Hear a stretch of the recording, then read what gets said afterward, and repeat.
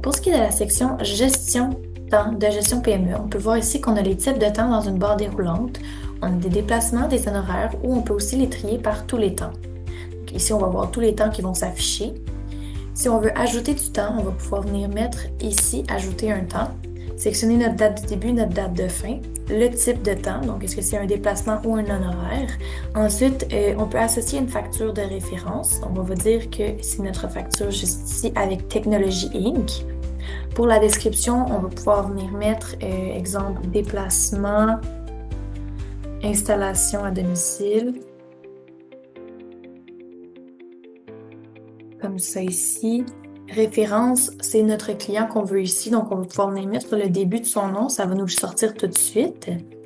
Au début de notre voyage, on était, on va dire, à 120 000 kilos, puis à la fin, on était à 121 000 kilos.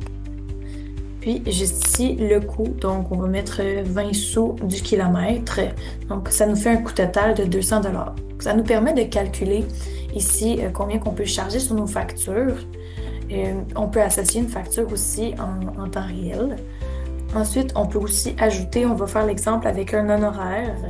La seule différence, ça va être qu'ici, on met du temps de début et de fin. Donc, on va pouvoir venir mettre notre description. Donc, on va dire que ça, c'est l'installation chez lui. Installation à domicile. Référence Technologie Inc. Ici, venir mettre la même facture. Exemple que c'était pour la même transaction. Et venir mettre l'heure de début. On est arrivé à 2 heures. Et on est reparti à 4 heures.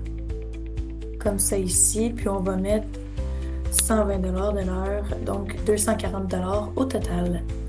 C'est assez simple, comme vous pouvez le voir, d'utiliser la section gestion temps avec gestion PM.